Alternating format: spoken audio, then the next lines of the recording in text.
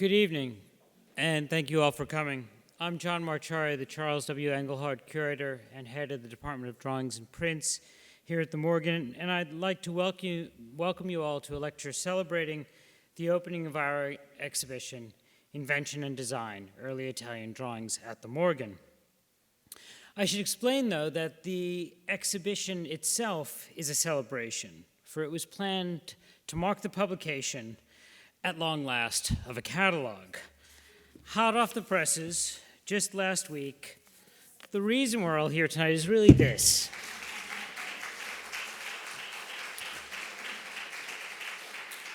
Italian Renaissance Drawings at the Morgan, a book more than 20 years in the making. First conceived in the early 1990s, work on it began when Bill Griswold was hired as Curator of Drawings here in 1995. In 1999, Rhoda Eitel-Porter, tonight's speaker, was hired to assist Bill with the publication, and she eventually succeeded Bill as department head, serving in that role from 2003 to 2010, when she left the Morgan to return to London and become editor of Print Quarterly. The catalog exists, though, largely because of Rhoda's years of work. She, above all, undertook the exhaustive task of researching the more than 800 Italian Renaissance drawings in the Morgan's collection, and she is the primary author of the catalog. Even those entries that I and the other co-authors, Jennifer Tonkovich, Giada Dahmen, and Marco Bolzoni, eventually wrote for the publication, even those entries rest upon Rhoda's research.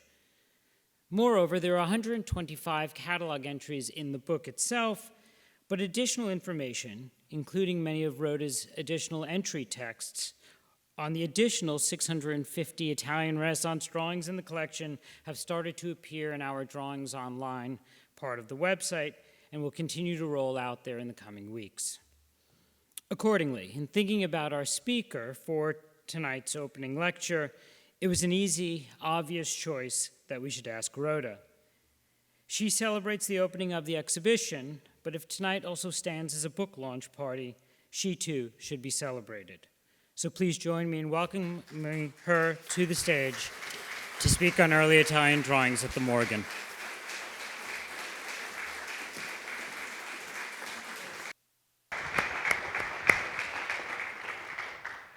Thank you very much for that warm and lovely introduction, John.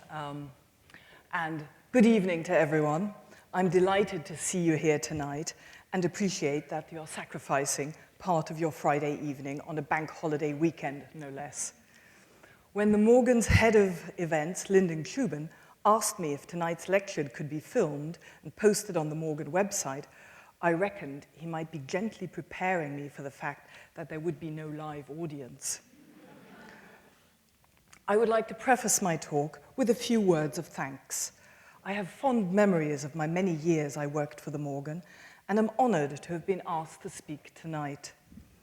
I'm particularly pleased that draft catalog entries and research on the more than 800 drawings by Italian artists born before 1550, compiled with the help of many, many others, could serve as the basis for a catalog of highlights from the collection.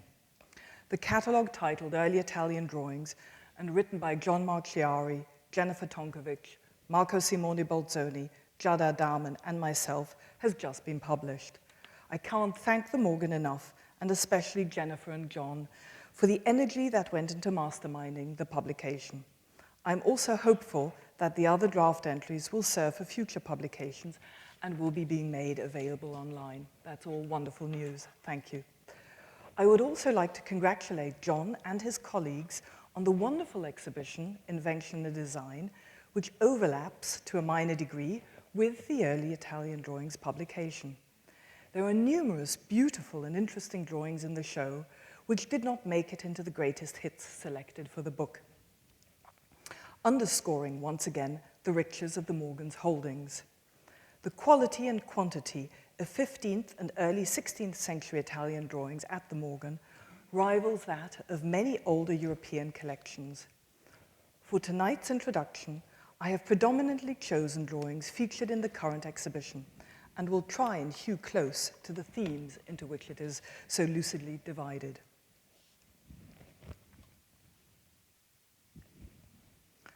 The first drawing, seen here, stems from the section on the beginnings of Italian drawing, and it probably dates from around the second quarter of the 15th century, about 1420 to 1450.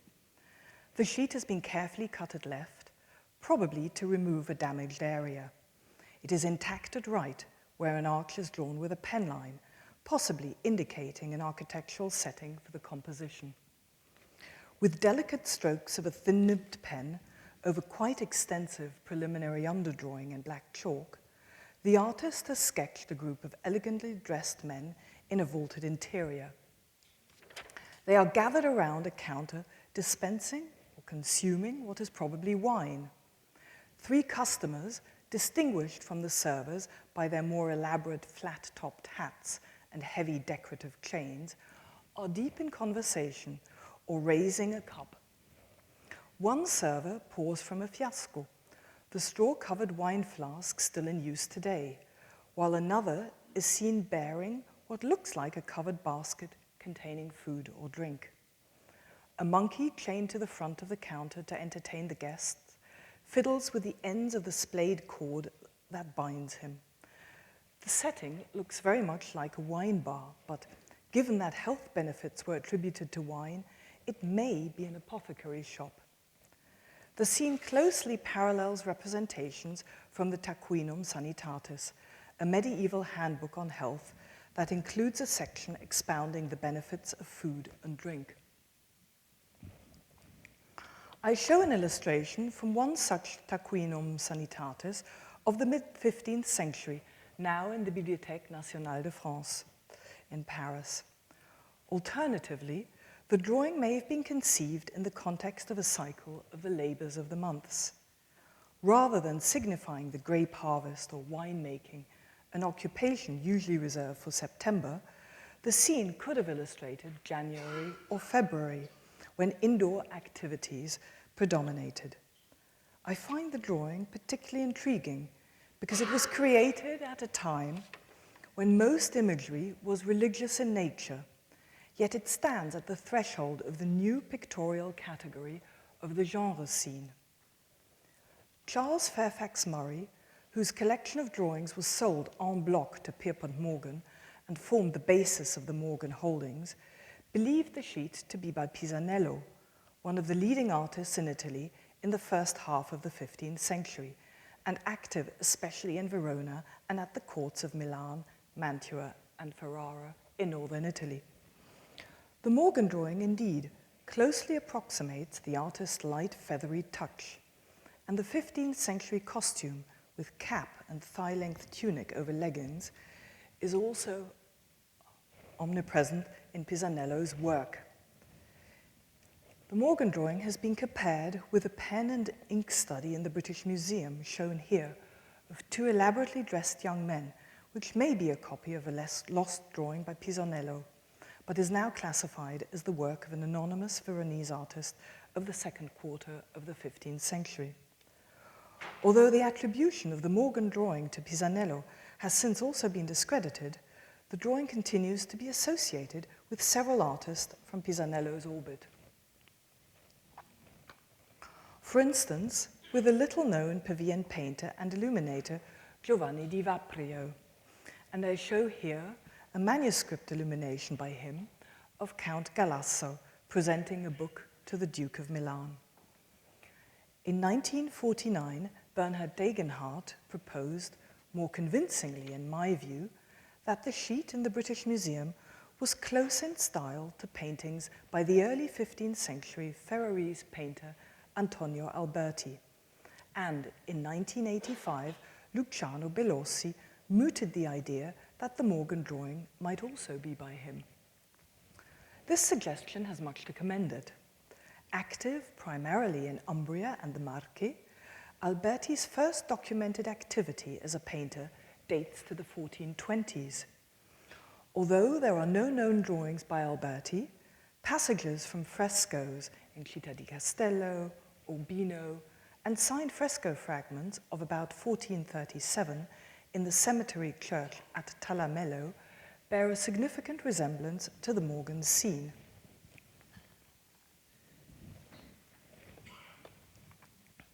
The young standing king in the Talamello Adoration of the Magi may usefully be compared in costume, pose, proportions, gesture, and delicate profile to the Morgan figures.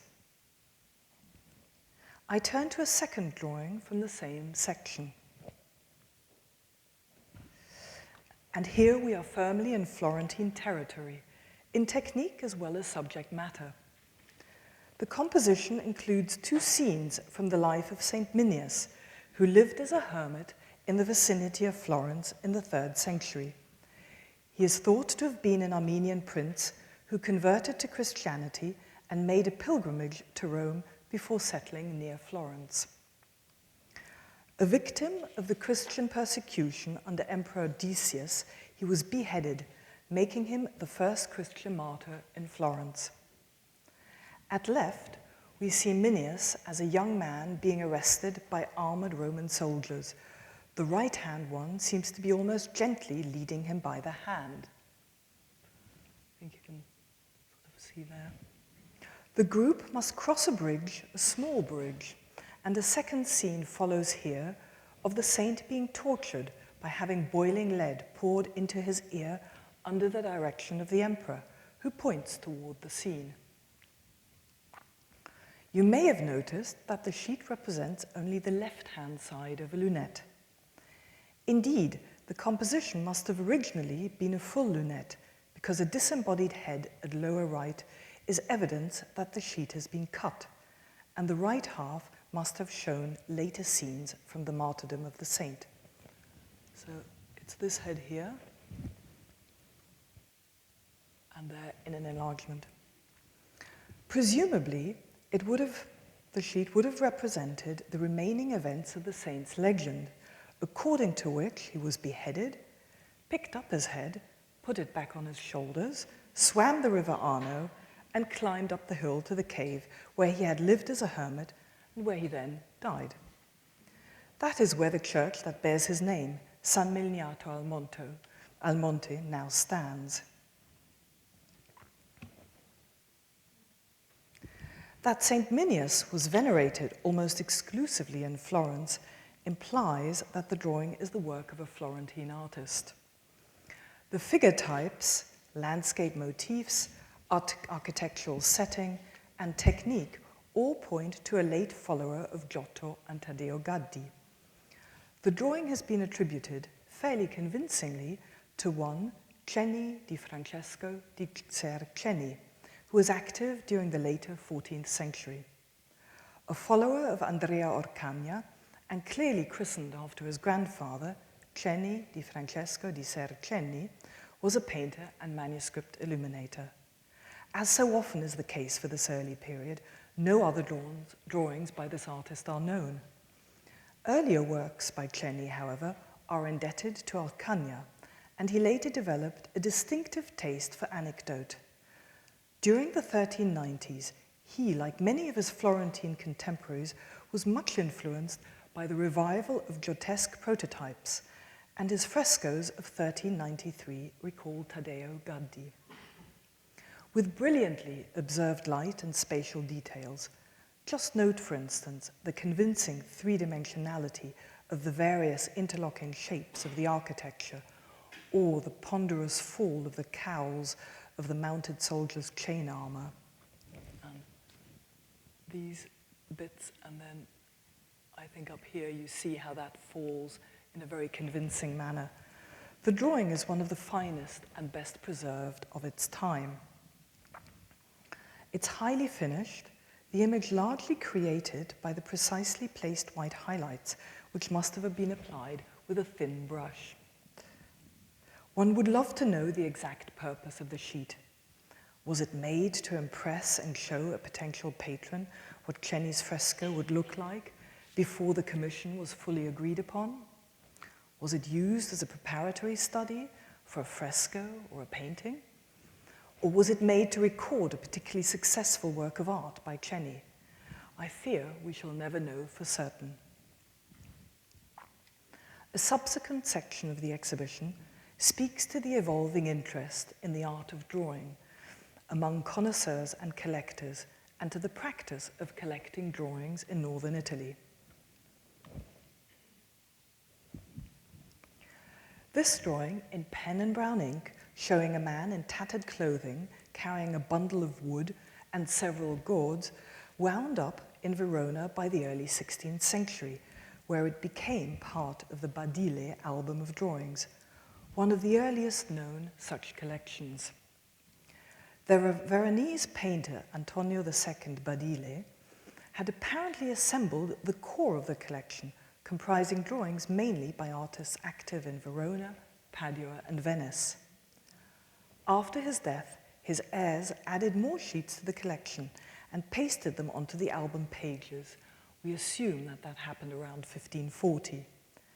The handwriting of the inscription Del Ruffo at upper left on the sheet is consistent with that of inscriptions found on other sheets once included in the album, although it is not certain who among the original owner's descendants wrote them. And, oops, sorry, I didn't mean to do that. That's one inscription, and there's another one there, Squarcione. In a recent article in Master Drawings, Peter Windows argued that the attributional inscriptions on many of the album drawings should be followed, since they constitute a substantial and, in his view, essentially reliable contemporary source. He therefore supports the attribution to the otherwise unknown Ruffo, possibly a follower of Squarcione, active in Verona, where the name has been documented. But there is no known artist actually of that name. The previous owner of the sheet, Janos Scholz, had attributed it to Marco Zoppo. Some 20 years ago, Bill Griswold, former curator of drawings and prints and later director of the Morgan, noted that the sheet is by the same hand and surely for the same purpose as a drawing in Edinburgh, showing a man with a staff picking a gourd from a vine. And I show the two drawings here side by side. Unlike the Edinburgh drawing, unfortunately, the Edinburgh drawing is also anonymous. It seems to show the same barefoot figure wearing a longish doublet and tattered hose. The only difference is that he has a short cape over his shoulders. Even the large rips and holes at the knees have not been repaired in the interim. In the catalogue entry for the Morgan drawing, Jada Dahmen notes that the two images form a kind of narrative, and she moots the idea that they form an allegory or illustrate an as yet unknown proverb. The man in the drawing at left is assessing the ripeness of the gourds grown during the summer. He has brought with him a sort of carrying case for harvesting tools, propped up in the lower right-hand corner, holding a small hand scythe and a knife with a straight blade. This is what here, that's the scythe, and that's what I'm referring to. The Morgan scene is presumably a bit later, with a man carrying a bundle of trimmed bare branches gathered for firewood in preparation for winter. I have wondered whether the images might again somehow connect to illustrations of the months or the seasons of the year. They could either illustrate a summer and an autumn month, for instance, or represent variants of the same scene. In any event, the subject of the Morgan drawing is of particular note since it seems to prefigure the Bolognese genre tradition as represented, for example, by Karachi prints and drawings of itinerant tradesmen. Another one of the sections in the exhibition is dedicated to the research and interest in lifelike portraiture in the 15th century, in images that attempt to convey the recognizable likeness and individuality of the sitter, and a number of highly finished portrait drawings from this time survive in the Morgan collection.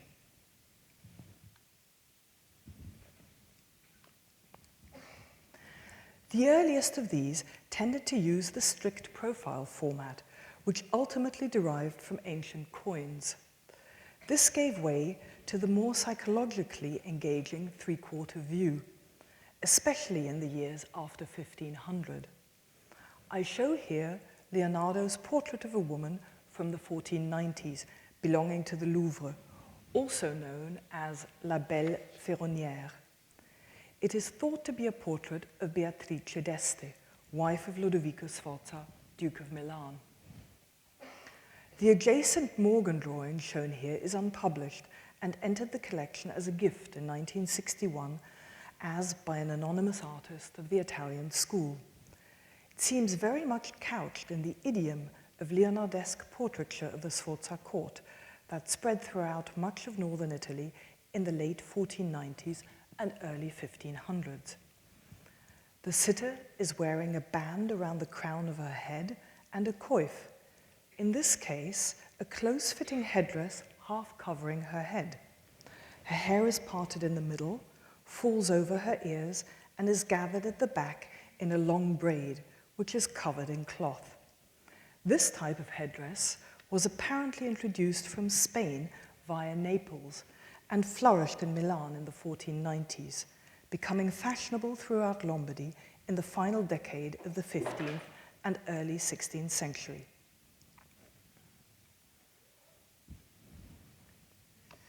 I show two further painted portraits of women wearing a similar distinctive headdress and pearl necklace.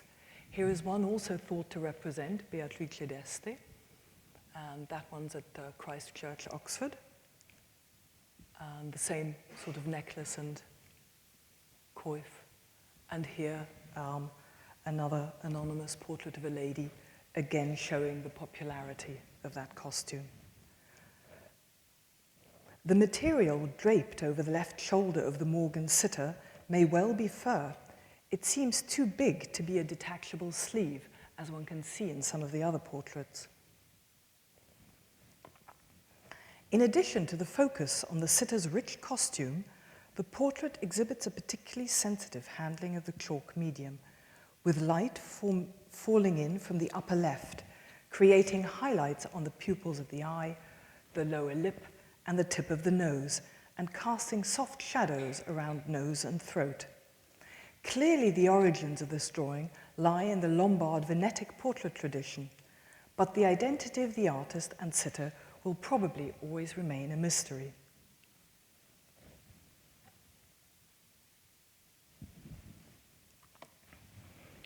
One of the stars of this exhibition, and probably of any exhibition, is this double-sided drawing with 4 figures shown here.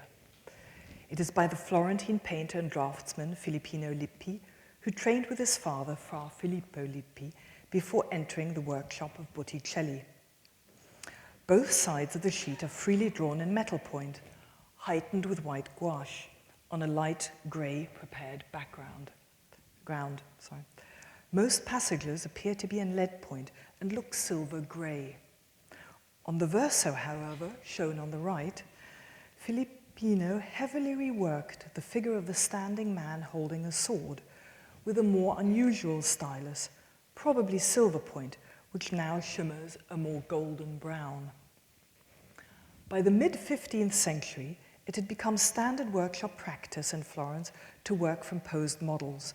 For the most part, they were young male studio assistants, known in Italian as garzoni. In the present example, 4 figures strike poses that might be useful in working out a formal composition. For instance, the 2 figures on the recto approximate the depiction of a Noli Me Tangere, the scene in which Christ appears to the Magdalene after his resurrection, and in which he asks her not to touch him, but to go to the disciples with the message that he was risen. The standing Christ appears at right with a hoe. The Magdalene had initially mistaken him for a gardener. Clearly, the figure at left, a study for the kneeling Magdalene holding a precious jar, and here do recall that in the biblical narrative, she had come, in fact, to anoint the dead body of Christ. That figure was taken from a male model, apparently the same one who posed for the figure of Christ. The artist went as far as to add halos to the figures. The unusual proximity underscores that the 2 figures were conceived as separate studies rather than as a single compositional drawing. For a fresco or painting, they would have had to be set further apart, of course.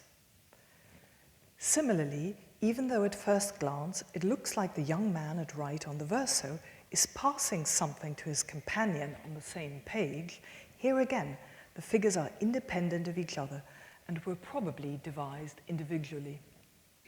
These too are workshop models. The youth, seen from the back holding a pole to support his right arm, kneels on a studio prop, lightly indicated in the drawing. A pentimento for the figure's right foot and the continuation of his thigh beneath a heavy cloak prove this to be a working, exploratory drawing. There are a large number of sheets by Filippino and members of his workshop drawn with a metal point stylus on blue or grey paper, in which male models strike poses with little or no convincing connection with extant paintings. In all likelihood, this sheet and other studies in Berlin and London was once part of a larger sketchbook made in the early 1480s. The artistic practice of keeping a book depicting figures posed in various attitudes and other motifs drawn from life grew out of the tradition of the medieval model book and was to develop into the newly emerging practice of keeping sketchbooks as exploratory tools for naturalistic representation and imaginative inventions. It has been noted that the kneeling figure on the verso resembles the youth crouching on a ledge in Filippino's painting of the Adoration of the Magi of 1496 in the Uffizi. Furthermore, the stance of his regally expansive companion on the same sheet, who rests his right hand on the pommel of a sword, is not too far removed from that of the prominent member of the Magi's retinue,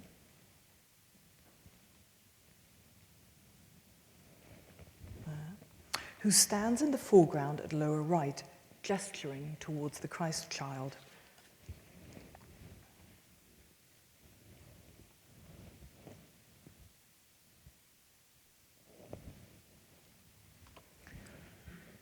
Of the nearly 150 drawings by Filippino Lippi known to survive, the Morgan is fortunate in having 3 further studies on prepared paper by the artist and his workshop, and this fine pen and ink compositional study. Here, each figure is quickly but firmly jotted down with short, sharp, angular lines, and depth created by vigorous parallel hatching and a veil of thin wash. Despite such abbreviations, the poses and even the facial expressions of the main characters are fully resolved.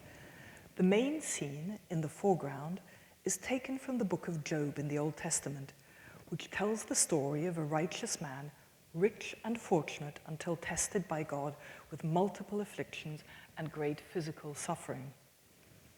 The figure of Job can be seen in the foreground at left, recumbent beneath a ramshackle roof, while the vignette in the background shows the Virgin accompanied by Saint Joseph embracing Saint Elizabeth.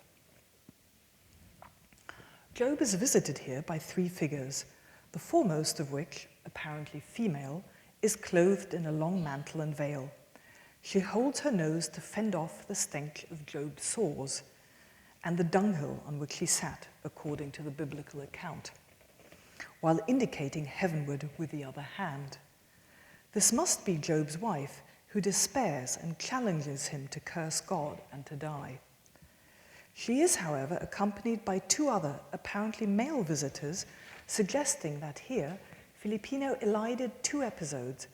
The threesome constitutes a visual reference to the slightly later scene of Job being visited by 3 male friends who come to comfort him.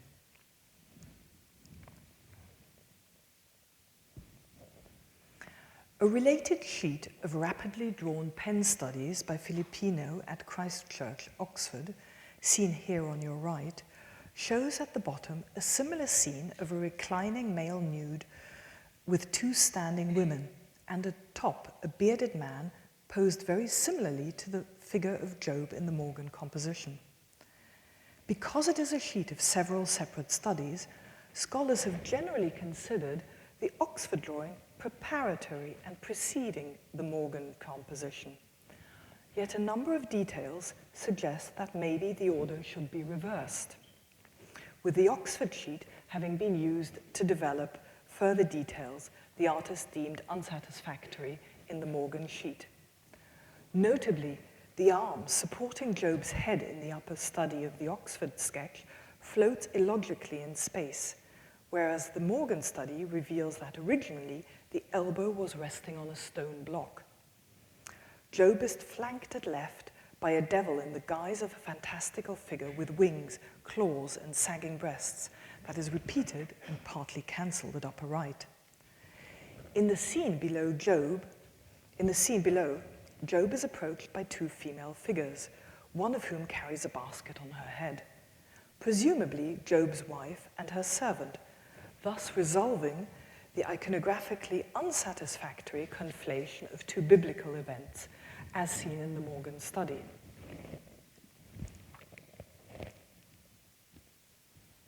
Show a detail here. This scene below was presumably drawn last on the Oxford sheet because some of its lines lie above the lines demarcating the ground surrounding Job in the upper sketch. So here, these lines seem to lie above this sketch, so presumably this was the last sketch on the sheet, with that one preceding it. Furthermore, the Christchurch drawing in its lower sections is extensively pricked for transfer, also suggesting it, rather than the Morgan composition, was the later chosen version.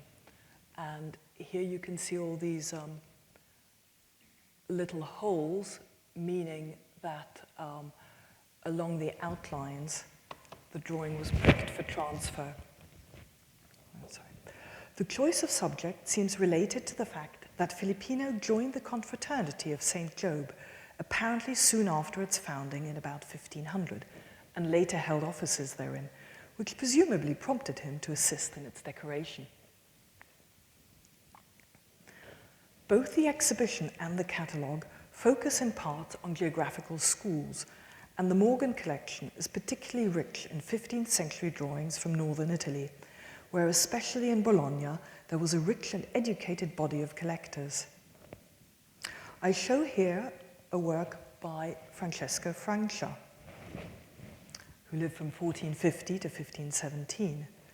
The drawing was traditionally classified as by Andrea Mantegna, which may explain why the dealer, collector, and former owner of the sheet, Charles Fairfax Murray, paid the extraordinary sum of £488 when he bought it in 1892, more than for any other sheet he owned.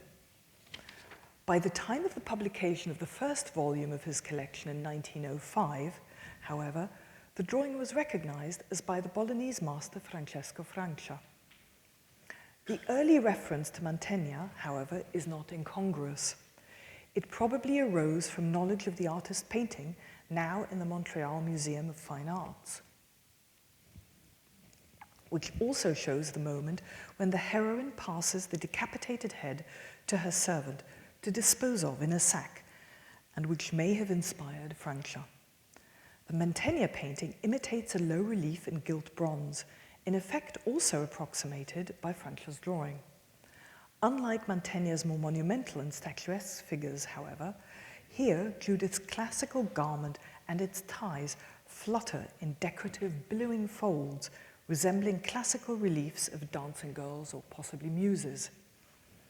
Far from gruesome, the scene serves as the artist's opportunity to display his mastery of the draped female figure and reclining male nude, and the flowing curls and serene expression of the head of Holofernes bear an uncanny resemblance to figures of Christ. Francia painted a fresco of the same subject in the private rooms of Giovanni Bentivoglio in the Palazzo Bentivoglio in Bologna, which, however, was destroyed at the time of the expulsion of the family in the spring of 1507. This, however, must have differed quite substantially from the present composition. According to Vasari's description, Judith was depicted on the verge of striking the mortal blow to slay Holofernes, and the maid was old and wrinkled. The fresco was presumably in color, but the adjoining scene of the Disputation of Philosophers was colored to look like bronze. In addition to the differences in composition, The detailed execution and the use of vellum for this fine piece clearly indicate that the Morgan drawing was never a study for the Palazzo Bentivoglio fresco, but an independent work destined for a circle of humanist collectors. A second, nearly identical version of this composition by Francia, also on vellum, is in the Louvre, and studio copies in the Albertina and the Louvre further attest to its popularity. In fact, Francia may have made a drawing of this subject as a gift for the painter Raphael. In 1678, the art historian and theorist Giulio Cesare Malvasia published a letter by Raphael to Francia, dated 5th of September 1508, mentioning such a drawing. Later scholars, however, have argued that the letter may have been a fabrication by Malvasia. Fake news avant la lettre.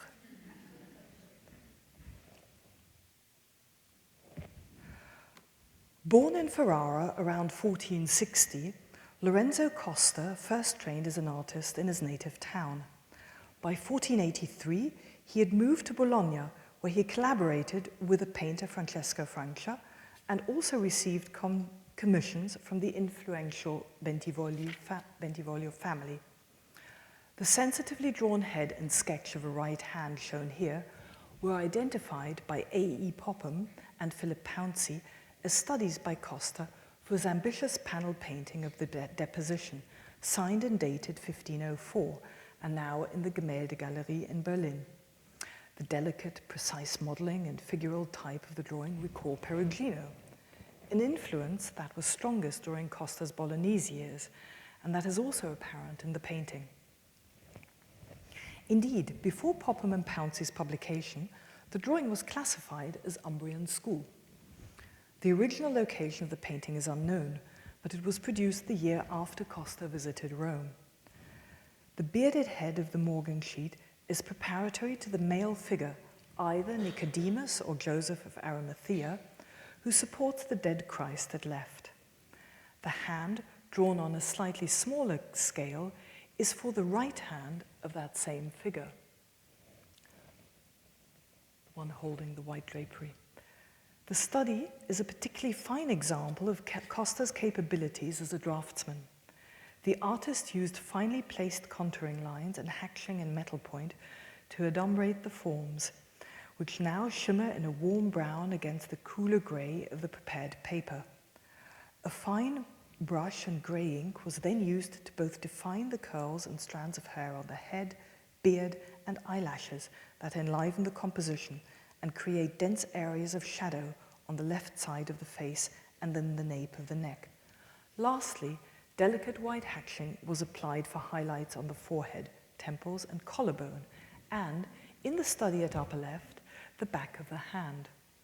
These elements combine into an unusually nuanced depiction of a male head gazing down, tight-lipped in grief and somber in expression as it inclines gently toward the dead body.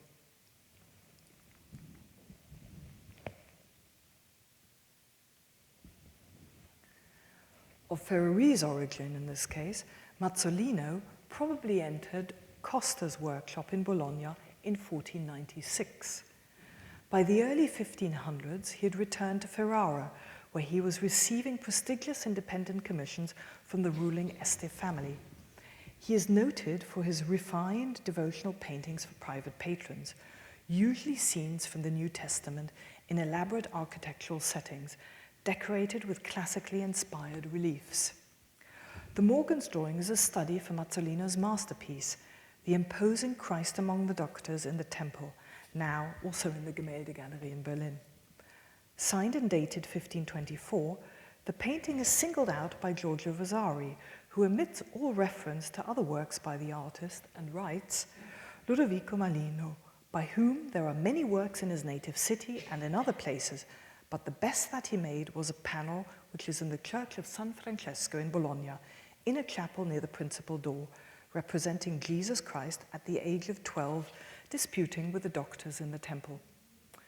The drawing emphasizes the incongruous situation of the young boy Jesus teaching the learned, much older men by making him look younger than his 12 years and by isolating him at the vortex of a swirling mass of excitedly gesticulating adults.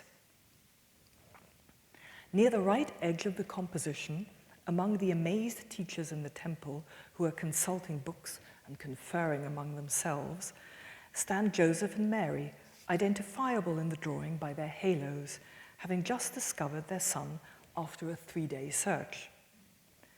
The painting extends the composition atop to include reliefs above the arches and an architrave that may have been trimmed off from the drawing. The composition emerges primarily from the white heightening applied with a brush, set off by the darkish tan paper, with a few crisp pen lines serving only as a guide. It's a technique associated with the work of Polidoro da Caravaggio, but also with Biagio Puppini.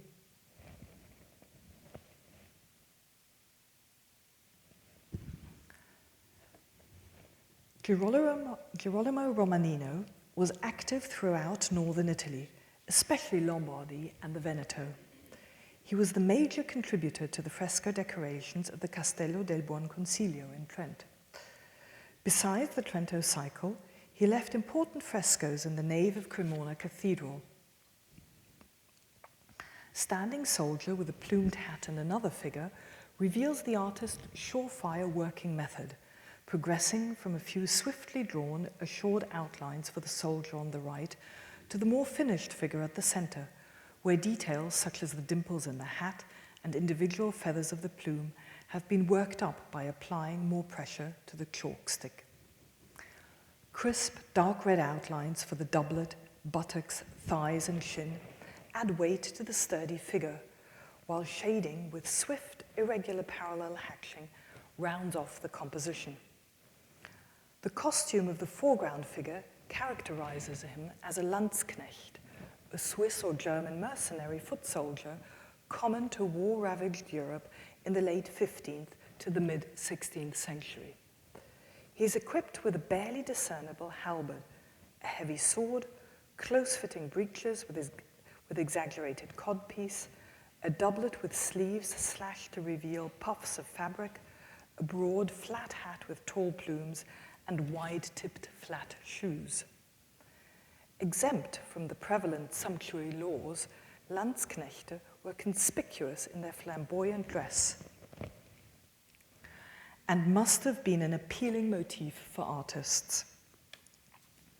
Romanino probably took inspiration not only from the figures he saw, but for the figure and the way it is set against the low horizon, from numerous German prints of mercenary soldiers that circulated in northern Italy, beginning with woodcuts by Dürer from around 1500 and including notable examples from the 1520s by Lucas Cranach and Lucas van Leyden. I show here 2 woodcuts by Nicholas Sturr. The purpose of Romanino's drawing is unknown, although it is likely to have been made in preparation for a fresco project involving a military scene or soldiers. Including a figure seen from the back, not unusual, by the way, for Romanino's oeuvre, would certainly have added a point of visual interest.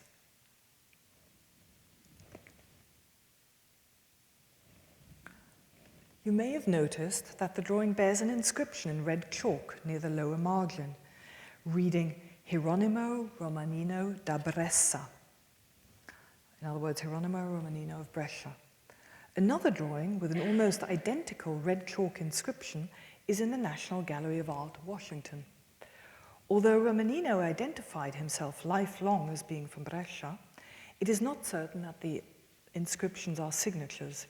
They are more likely to have been written by an early collector, possibly already in the 16th century. The last 2 drawings from the exhibition that I wish to present are by artists usually considered part of the Venetian school. A native of Friuli, Pordenone worked in Cremona, Piacenza, and from 1528 in Venice, where he soon became Titian's chief rival.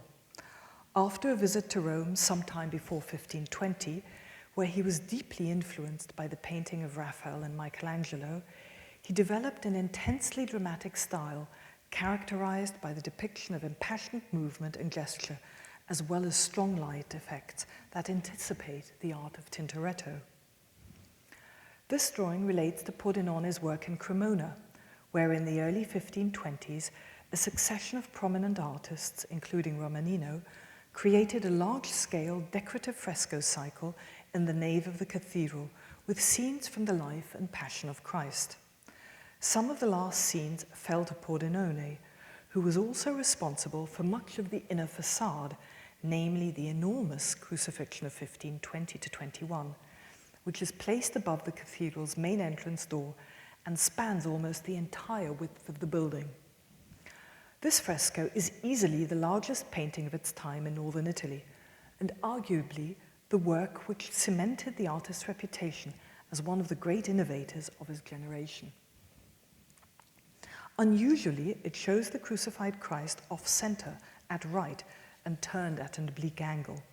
The central position above the door is instead taken up by a soldier ostentatiously dressed in armor and resting on a heavy upright sword, directing the viewer's attention toward the cross with a sweeping gesture. He is sometimes identified as the centurion who, upon Christ's death, confessed before the crowd, "Truly, this was the Son of God."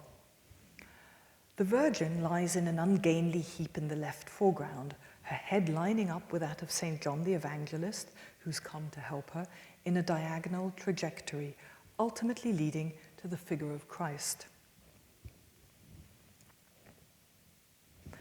The fresco must have presented a particular challenge to the artist, and several drawings related to this commission attest to the care with which he mapped out the large scene. All are in red chalk on cream-colored paper, an unusual technique for Pordenone that he only used in his early drawings, before generally opting for pen and ink on Venetian blue paper in his later career. The Morgan study is the most complex and visionary of Pordenone's early drawings for this project. It contains in nuce all the figurative elements that would constitute the fresco: Christ on the cross, small and vulnerable, raised high above the scene, the soldier on horseback at right, the centurion gesturing towards the figure of Christ, and the Virgin in a wall of attendant figures. The horsemen bearing the banner of Rome and figural groups for the background are adumbrated with a lighter touch, whereas for the left two-thirds of the composition, the red chalk was applied with varying degrees of intensity and lightly smudged for chiaroscuro effect. The soldier on horseback at right is less finished and was drawn with a few brisk chalk lines. In fact, he originated from a different moment in the planning and was added on a separate piece of paper that occupies the lower right quadrant of the sheet.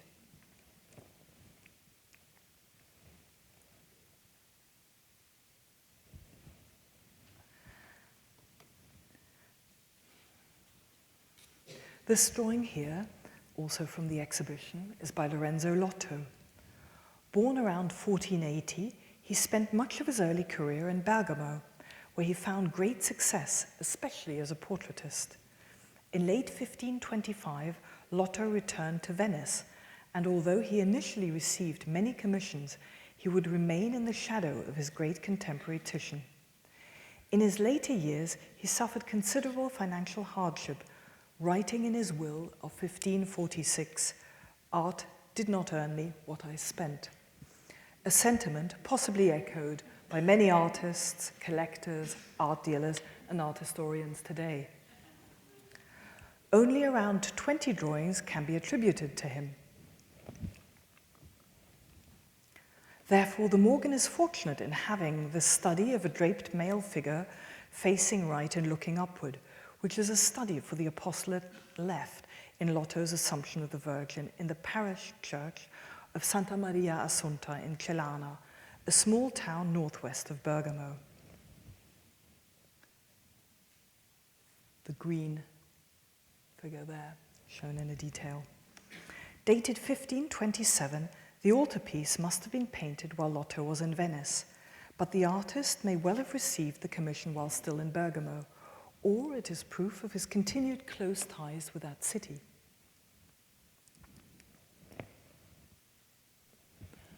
Most intriguingly, on the verso of the sheet, there is a second drawing, presumably by Lotto, of an older man with an aquiline nose in profile to the left. This is beautifully pointed out in John's entry in the catalogue. It's no longer visible because the drawing is pasted down onto another sheet, and the photograph shown here is from an old publication. As noted in John's catalogue entry, when examined with transmitted light, the portrait looks fragmentary. It may have been extensively restored even at the time of the photograph, and unfortunately the backing sheet cannot be safely removed. Of course, one would love to know what painting it's for and what it is connected to, and I do not have the answer. Just as an example, however, of Lotto's talents as a portraitist, I show here his magnificent likeness of Andrea Odoni, a wealthy merchant and collector of classical art, which dates from the same year as the Morgan study.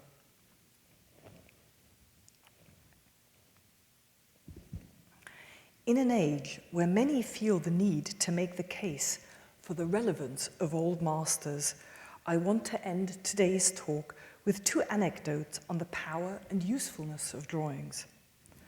One, in Ali Smith's recent novel, How to Be Both, one of the two main characters, the 15th century Ferrarese artist Francesco del Cossa, uses portrait drawings as payment in a brothel.